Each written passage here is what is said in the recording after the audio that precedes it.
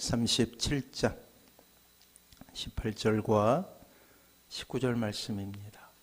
우리 같이 한번 읽어보도록 하죠. 같이 읽습니다. 시작. 요셉이 그들에게 가까이 오기 전에 그들이 요셉을 멀리서 보고 죽이기를 꾀하여 서로 이르되 꿈꾸는 자가 오는도다. 아멘. 옆에 분하고 인사합니다.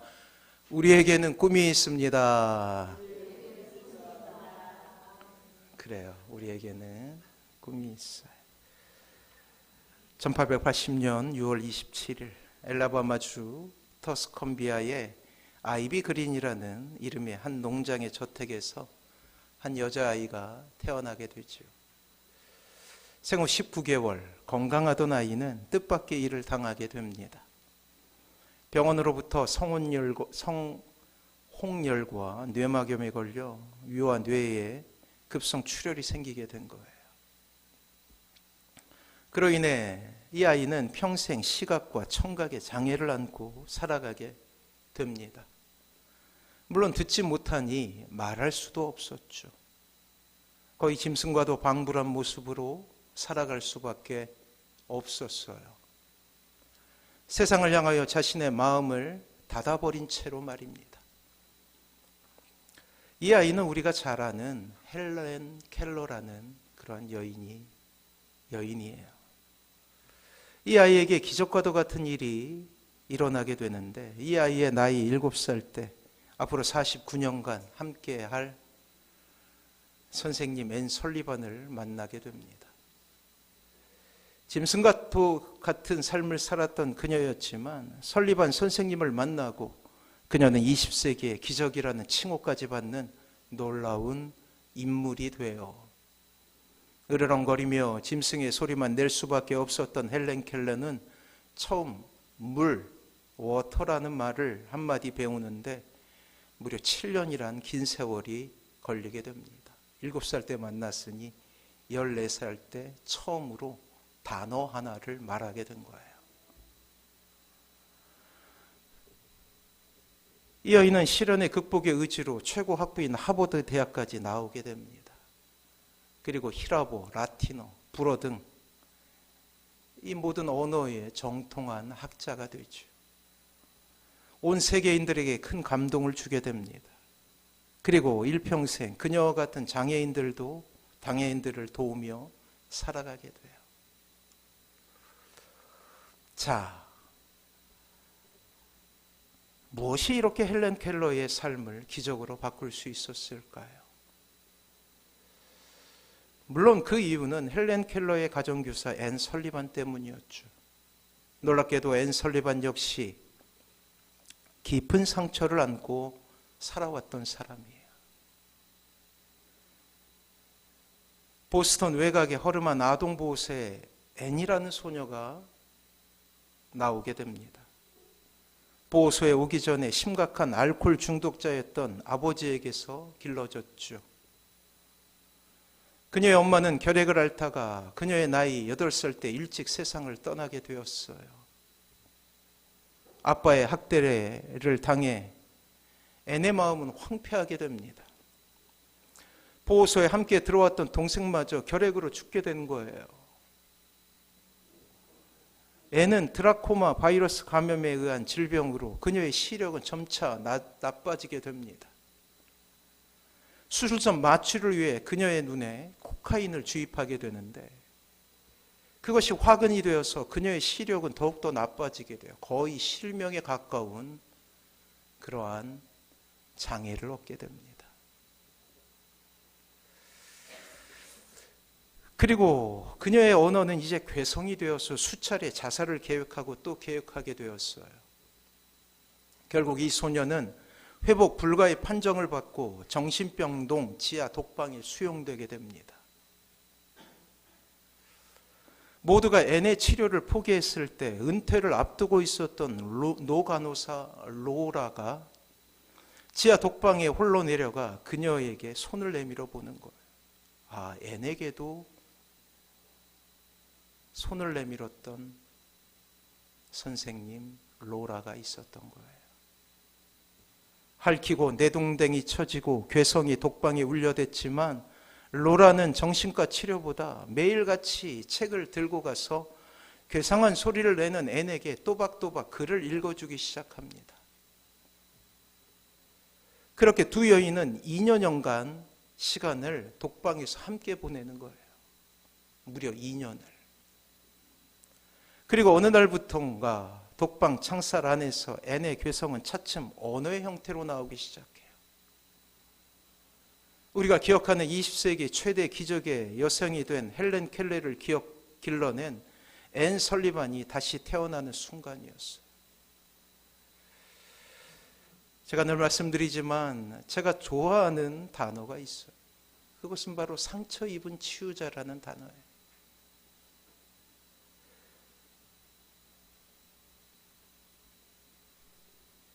로라는 앤에게, 앤은 헬렌 켈러에게 상처 입은 치유자가 되어서 끝까지 포기하지 않고 헬렌 켈러를 품게 됩니다. 그리고 기적은 시작돼요. 자신을 포기하지 않고 앤의 미래를 보며 함께 꿈을 꾸어주었던 이 간호사 로라의 2년간의 돌봄이 있었고 무려 49년간 헬렌 켈러와 동행했던 앤이라는 선생님이 있었기 때문이에요. 어떤 사람이 헬렌 켈러에게 맹인으로 태어난 것보다 더 불행한 것이 무엇이냐고 물은 적이 있습니다. 이때 헬렌 켈러는 주저없이 이렇게 이야기해요. 시력은 있으되 비전이 없는 사람이다 라고 대답합니다.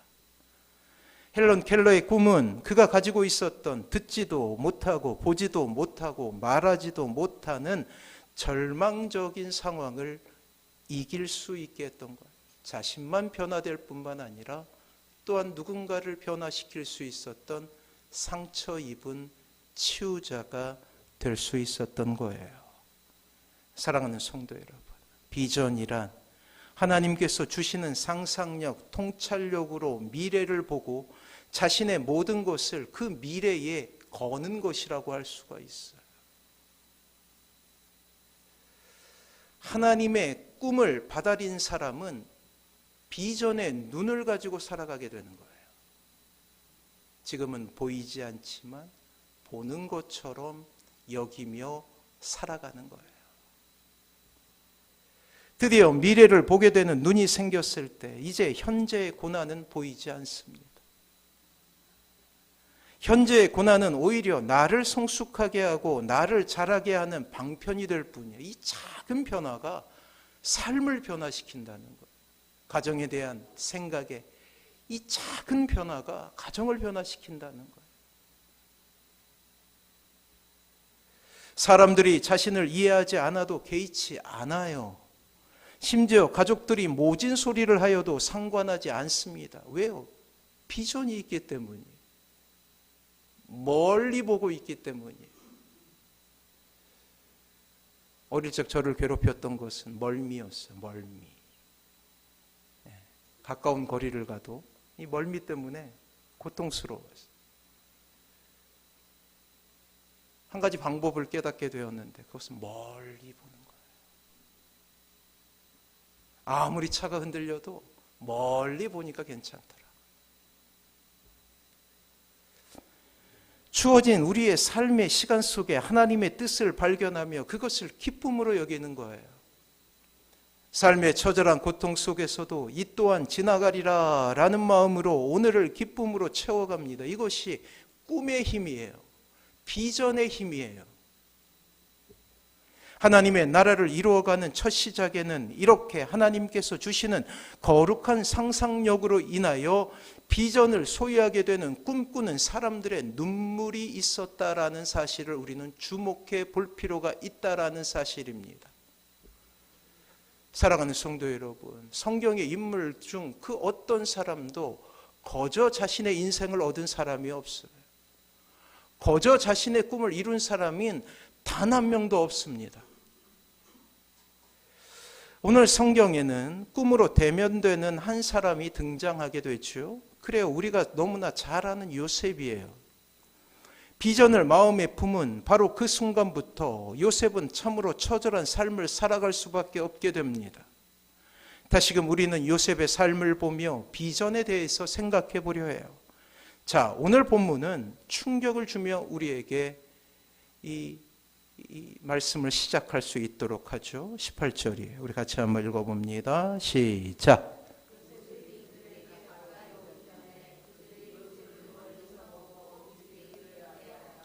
자, 요셉이라는 이름을 가진 소년이 걸어오고 있어요. 아직 앳된 얼굴, 사춘기 청소년의 장난스러운 얼굴을 가진 아이였어요. 먼 길을 걸어왔기에 힘든 기색에 피곤한 얼굴이 나타나고 있습니다. 그런데 저 멀리 그 요셉에게 주목하는 사내들이 있었어요. 일련의 사내들이에요. 이미 성인이 된 사람들이죠. 건장한 사내들은 멀리서 다가오는 한 아이를 죽여야겠다라는 그러한 마음을 먹게 됩니다. 10명가량의 건장한 청년들은 해맑게 다가오는 아이를 기다리고 있어요. 그런데 놀라운 것은 저 멀리서 다가오는 아이는 이미 이 사내들을 알고 있는 듯 반가운 인사를 하고 가까이 오고 있었다라는 사실이에요. 채색 옷을 입은 아이의 모습은 유난히도 도드라져 보입니다. 이었고 요셉은 그 사내들을 만나게 돼요. 이 요셉은 자신을 죽이려고 계획을 세운 그 사내들에게 이렇게 이야기합니다. 형, 형들이었어요. 도대체 무슨 일이 있었던가요? 어떤 일이 있었기에 이 가족에게 이렇게 처참한 일이 일어난 것일까요? 오늘 본문은 19절을 통해 그 이유에 대해서 설명하고 있어요. 19절 우리 같이 한번 읽어볼까요? 같이 읽습니다. 시작. 서로 이르되 꿈꾸는 자가 오는도다. 그래요. 형들이 동생 요셉을 죽이려 했던 이유는 바로 요셉의 꿈 때문이었어요. 비전으로 인하여 경험하게 되었던 첫 번째 시련이 이 요셉에게 닥치게 된 거예요. 17살 나이에 말이에요. 그리고 우리는 창세기 37장 전반부에 요셉이 꾸었던 꿈, 자신의 일생을 예언하신 하나님께서 꾸게 하신 요셉의 꿈을 볼 수 있게 됩니다. 37장 5절이에요. 주보에 있습니다. 같이 한번 읽어볼까요? 시작. 요셉이 꿈을 꾸고 자기 형들에게 말하며 그들이 그를 더욱 미워하여더라. 그래요. 처음에는 미워함으로 시작됐어요. 형들이 요셉을 죽이려는 마음이 생긴 것은 이미 오래전이었다라는 거예요. 그리고 5절의 말씀은 요셉의 꿈 때문이라고 분명히 해석하고 있죠. 요셉의 꿈. 그래요. 그것은 요셉 스스로가 계획한 것이 아니에요. 하나님께서 꾸게 하신 것이며 이 꿈은 이제 요셉의 비전이 됩니다. 하나님의 꿈이 개인에게 비전이 되어버린 거예요. 요셉의 앞으로의 인생을 말씀하신 하나님께로부터 받은 비전이죠. 자, 첫 번째 꿈은 요셉의 곡식단에 절하는 형들의 곡식단 이야기예요. 자, 7절과 8절, 창세기 37장 7절과 8절이에요. 우리 같이 한번 읽어보겠습니다. 시작. 우리가 밭에서 곡식단을 묶더니 내 단은 일어서고 당신들의 단은 내 단을 둘러서서 절하더이다.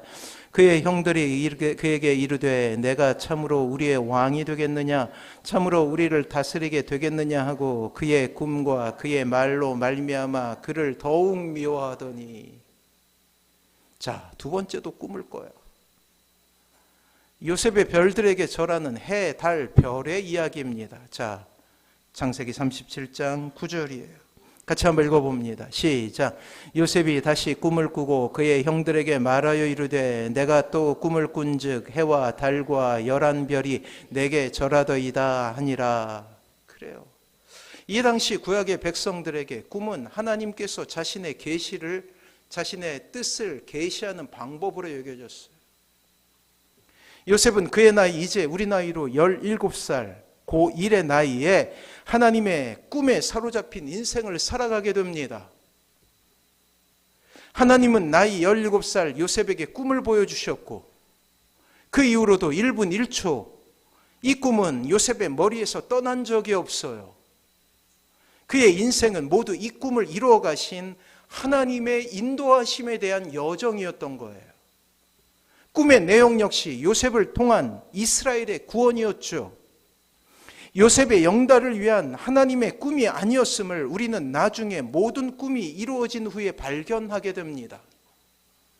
아니, 야곱의 가족뿐만 아니라 이러한 하나님의 꿈은 요셉을 통하여 만국을 구원하고자 하시는 하나님의 놀라운 비전 아래 꾸게 된 꿈이었어요. 실제로 이집트는 당시 거대한 가뭄이 들었을 때 전 세계를 구휼하는 놀라운 나라가 됩니다. 나중에 형들에게 자신의 정체를 밝히며 요셉은 이렇게 이야기하며 자신이 어떻게 살아왔는가를 주석을 달고 있어요. 해석을 하고 있어요. 자, 창세기 45장 7절과 8절 말씀이에요. 우리 같이 한번 읽어보도록 하겠습니다. 같이 읽습니다. 시작. 하나님이 큰 구원으로 당신들의 생명을 보존하고 당신들의 후손을 세상에 두시려고 나를 당신들보다 먼저 보내셨나니 그런즉 나를 이리로 보낸 이는 당신들이 아니요 하나님이시라. 하나님이 나를 바로에게 아버지로 삼으시고 그 온 집의 주로 삼으시며 애굽 온 땅의 통치자로 삼으셨나이다. 아멘. 사랑하는 성도 여러분, 결론만 보면 이렇게 명쾌하고 쉬운 인생은 없는 것처럼 보이잖아요. 기승전결이 딱 떨어지지 않습니까? 하나님의 꿈을 꾸었고 고난을 겪다가 다시금 인생을 역전한다? 참으로 쉬운 인생처럼 보이죠. 하지만 오늘 우리가 보게 되는 요셉의 첫 번째 가혹한 시련은 이 꿈 때문에 생긴 어려움이었어요. 아니, 어려움이라 말로 담기엔 너무나 참혹한 결과를 우리에게 주고 있습니다. 그 처음은 형들이 요셉을 죽이려는 계획으로 시작하고 있어요. 이것만 봐도 요셉이 겪었을 만한 공포는 말로 다 형용할 수 없을 거예요. 한동안 요셉은 공포에 시달리며 살아갔겠죠.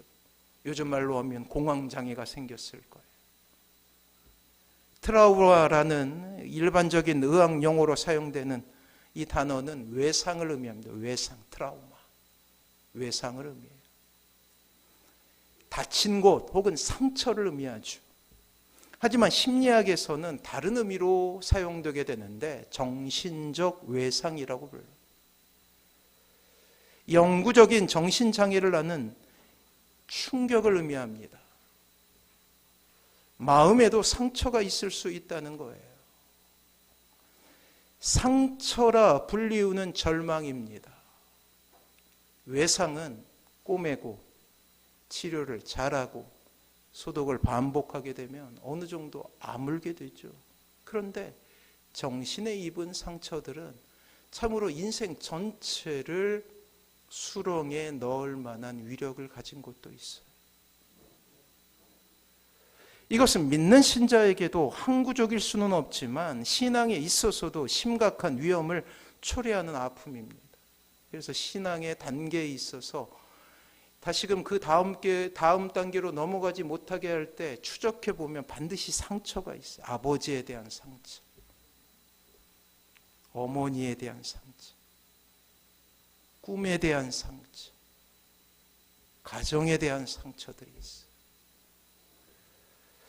오늘 우리는 17살 소년이 겪게 된 공포, 트라우마를 보게 되죠. 사랑하는 성도 여러분, 이것이 하나님의 꿈을 가진 비전의 사람 요셉의 첫 번째 단추였어요. 인생에. 그 이전까지 그는 부모의 사랑을 받았던 사람이요, 가정이라는 울타리 안에서 행복이라는 것을 누리며 살아왔던 사람입니다.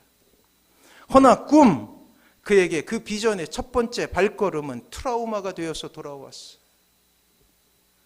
그의 인생은 그 꿈으로부터 시작된 가히 절망적인 상황의 반복이었습니다. 가까운 사람으로부터 배신당하는 인생이었어요. 우리는 성경에 나타난 요셉의 인생을 추적하며 그것을 확인하게 되죠. 사랑하는 성도 여러분, 이 모든 것이 요셉의 꿈으로부터 시작된다라는 거예요. 놀라운 것은 오늘 주님을 만난 우리 모두에게 하나님은 역시 꿈을 주시는 분이라는 거예요. 이 꿈은 요셉에게 고난의 기간을 허락했듯이 여러분들에게도 하나님은 꿈을 주시면서 고난의 길을 허락하실 때가 있어요. 가정에 대한 꿈을 꾸기 시작하면서 우리는 가족을 위해 기도하고 때로 모진 대우에도 참고 인내하는 경험을 해야 됩니다. 우리 인생에 대한 꿈을 꾸기 시작하면서부터 우리는 게으름과 싸워야 하고 편해지려고 하는, 나태해지려고 하는 나와 싸워야 되는 거예요.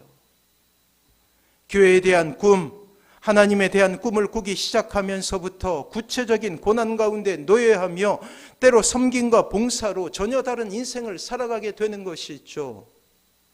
그리고 이 꿈 때문에 나타나게 되는 모든 고난은 우리를 만들어 가시는 하나님의 방편으로 이 고난의 시간을 겪으며 우리는 성숙이라는 하나님의 최종 목표에 도달하게 되는 것입니다. 그리고 성숙의 과정은 늘 힘들어요. 과일이 열매를 맺을 때 뜨거운 태양이 필요하잖아요.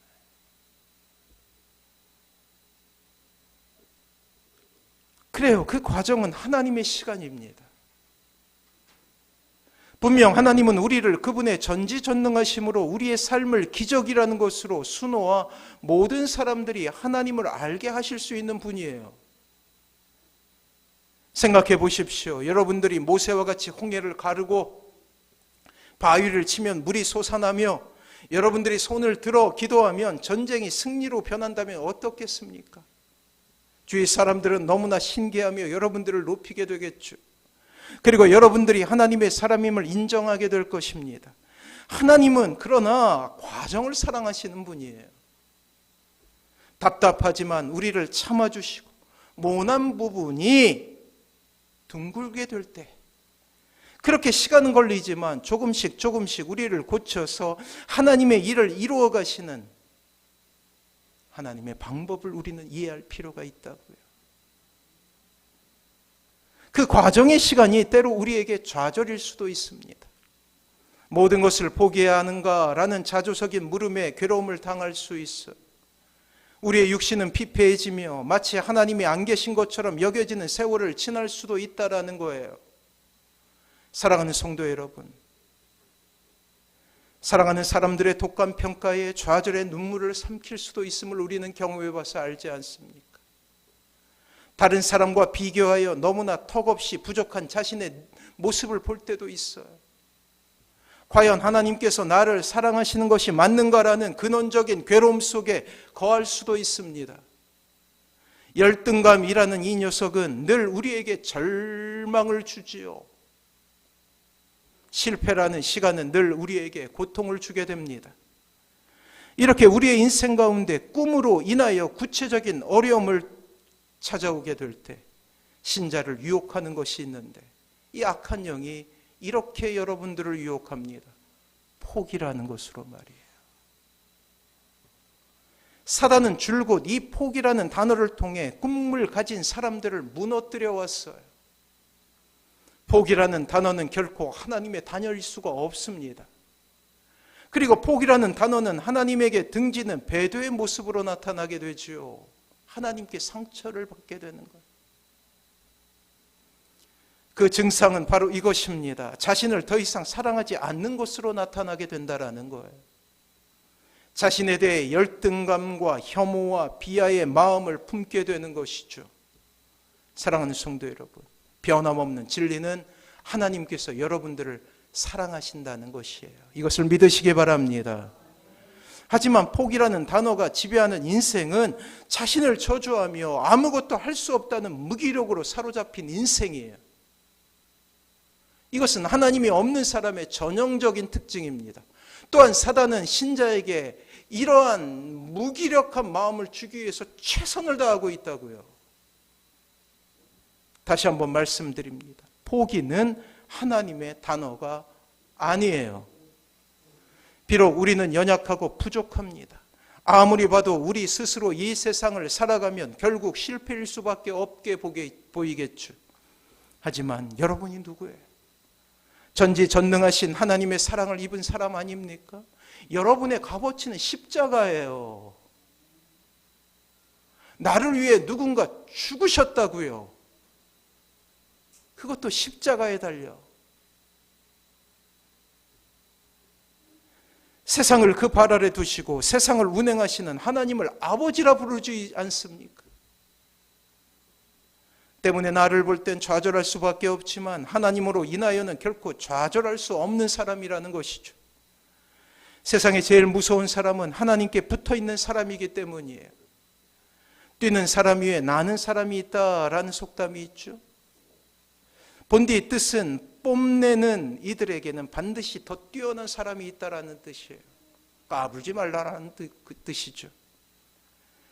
저는 여기에 한 가지를 첨언하고자 합니다. 나는 사람 위에 붙어있는 사람이 있다라는 거예요. 그래요. 하나님께 붙어 있을 때 우리는 포기라는 절망을 이기고 승리하는 인생을 살아갈 수 있게 되는 거예요. 자, 하나님의 비전을 이루어가는 과정은 어떠할까요? 자, 결론적으로 이야기하자면 그 길은 쉽지 않아요. 거저 얻어지는 것이 아니라는 것이에요. 요셉이 총리가 되기 위해서 수십 년의 시간이 필요했듯이 말이죠. 하지만 분명한 사실은 여러분의 꿈을 위한 치열한 삶 가운데 하나님께서 함께 하신다는 사실을 잊지 마시기 바랍니다. 때로 죽음의 강을 건너기도 하고 심각한 외로움에 빠질 수도 있어. 죽음의 고통에 몰려 밤을 새워가며 하나님께 눈물로 탄원하는 시간을 보낼 수도 있습니다. 하지만 그 과정을 통해 하나님은 조금씩 우리를 만들어 가신다라는 거예요. 우리의 꿈을 이루어 가시게 된다라는 거예요. 또한 두 번째, 주위 사람들의 미움을 받기도 합니다. 이 꿈은 대부분의 경우에 있어서 주위 사람들과 함께 꾸어지는 꿈이 되기 때문이에요. 내가 예수님을 믿었다면 이제 이것은 가족의 꿈이 돼요. 이 시대는 꿈을 잃어버린 시대 아닙니까?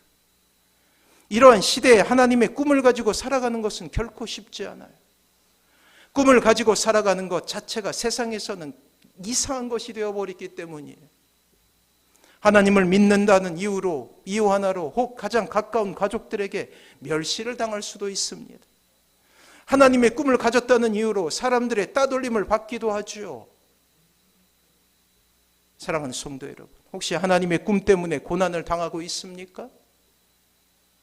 아직 어리지만 이러한 고난 때문에 혹은 환경 때문에 건강 때문에 가슴 아파하는 것은 아닙니까?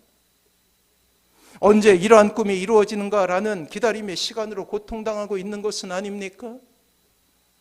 하나님의 꿈에 비하며 너무나 초라한 자신을 바라보며 좌절하고 있는 것은 아닙니까?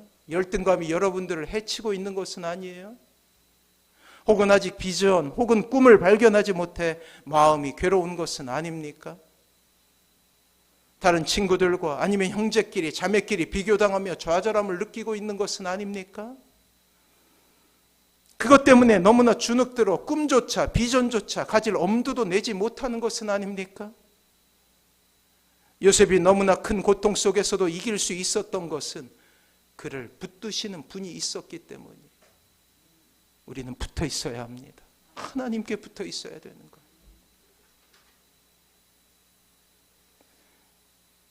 요셉이 큰 고난에 처했어도 이길 수 있었던 것은 그는 하나님께서 요셉에게 평생을 두고 이루어야 될 꿈이 있음을 보여주셨기 때문이에요.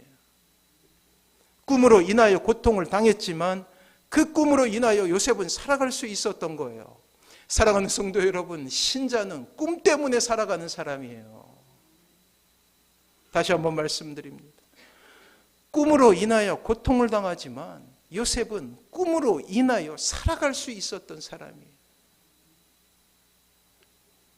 꿈으로 인하여 죽음을 경험했지만 그 꿈으로 인하여 다른 사람을 살리는 행복한 자리에 설 수 있었다라는 것이죠.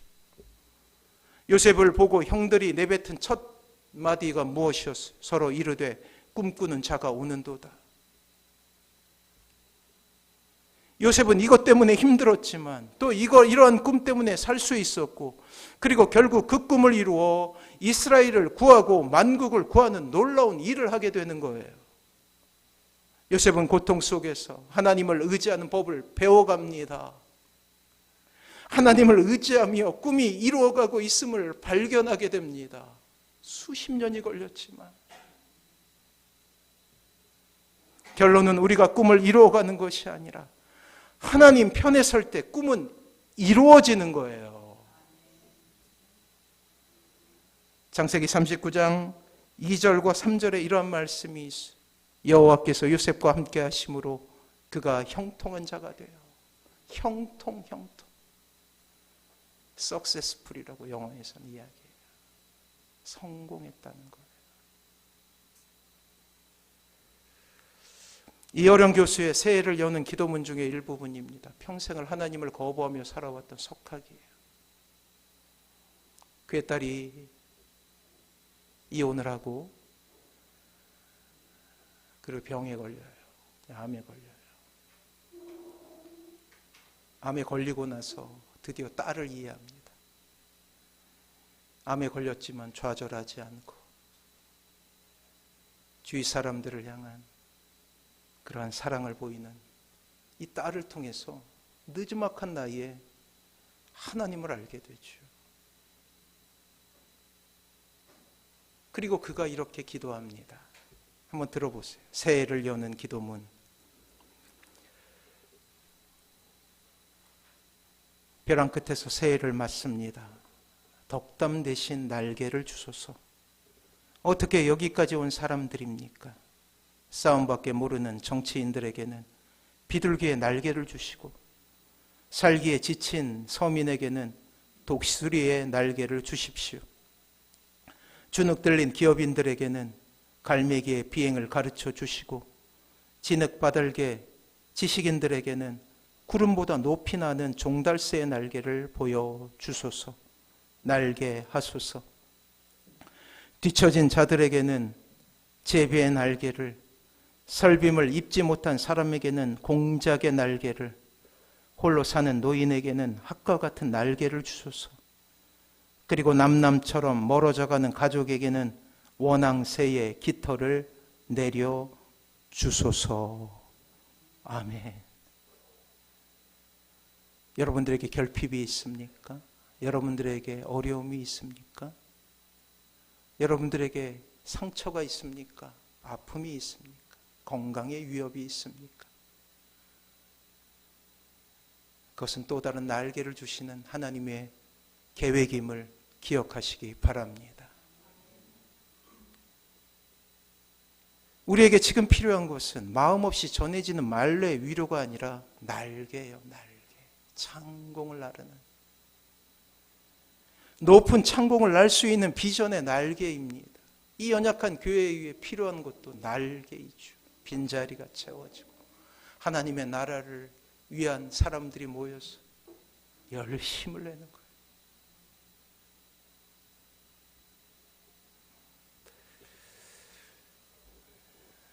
매일 하루에 한 번씩 여러분들이 제출하신 기도 제목을 읽어요.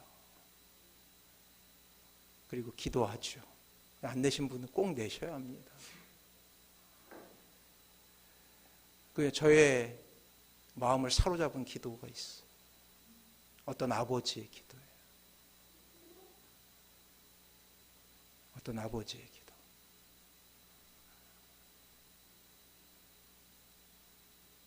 기도 제목이 없어요.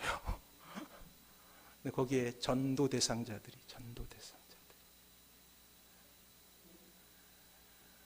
근데 그 아버지의 마음을 알겠더라고요. 이미 노인이 된 그 아버지가 아직도 믿지 않는 딸을 위해서 그 이름을 꾹꾹 눌러서 적은 거예요. 그 이름들을 읽을 때마다 얼마나 감동이 되는지. 사랑하는 성도 여러분, 우리 모두는 비전의 사람이에요. 하나님께서 여러분과 함께 하십니다. 하나님께서 우리와 함께 하시기에 우리의 비전은 이루어지는 거예요. 사랑하는 성도 여러분, 하나님을 만난 모든 사람, 그들은 하나님의 나라를 꿈꾸는 사람이에요. 여러분들에게 상처가 있다면 그것은 꿈을 대변하는 거예요. 여러분들에게 기도 제목이 있다면 그것은 꿈을 대변하는 거예요. 여러분들이 꿈꾸는 사람임을 알려주는 신호예요. 그리고 우리가 하나님을 의지할 때 그 과정은 힘들어도 결국 승리케 하시는 하나님의 도우심을 만나게 될 것입니다. 이러한 하나님을 의지하며 꿈꾸는 자가 되시길 주님의 이름으로 축원합니다. 우리 같이 찬양하며 결단하며 나아가도록 하지요. 우리를 사용하소서.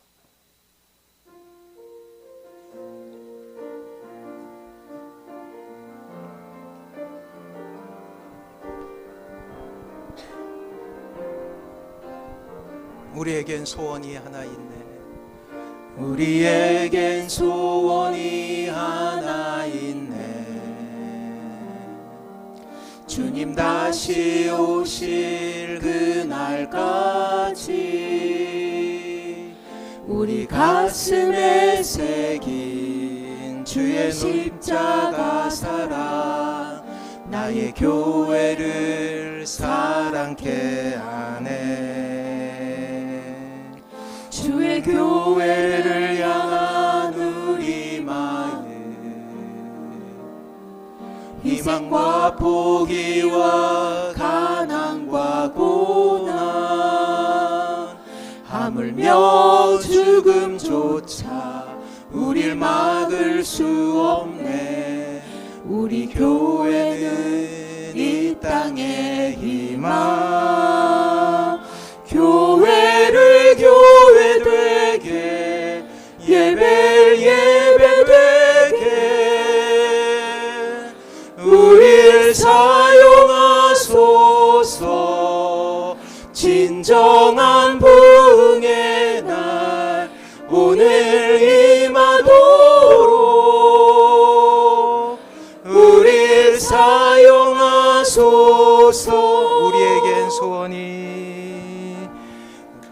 우리에겐 소원이 하나 있네. 주님 다시 오실 그날까지 우리 가슴에 새긴 주의 십자가 사랑, 나의 교회를 사랑케 하네. 주의 교회를 향한 우리 마음, 희생과 포기와 가난과 고난, 하물며 죽음조차 우릴 막을 수 없네. 우리 교회는 이 땅의 희망. 교회를 교회 되게, 예배를 예배 되게 우릴 사용하소서. 진정한 부흥의 날 오늘 임하도록 우릴 사용하소서. 교회를 교회 되게, 예배를 예배 되게 우릴 사용하소서. 진정한 부흥의 날 오늘 임하도록 우릴 사용하소서. 우리 주신 말씀 기억하면서 우리 같이 기도하도록 하겠습니다. 그래야 결단하며 나아갑니다. 포기가 여러분들을 힘들게 하고 있는 것은 아닙니까? 모든 것을 중단해야 한다 라는 절망이 여러분들 마음속에 있는 것은 아닙니까? 다시금 하나님을 바라보십시오. 다시금 하나님의 은혜를 구하십시오. 다시금 꿈을 꾸십시오. 이 시간 기도할 때 하나님 꿈을 주시고 다시금 우리의 삶 가운데 하나님의 놀라우신 은혜를 허락하여 주시사 그 꿈이 이루어지게 하여 주시사 하나님의 나라를 보게 하여 주시옵소서.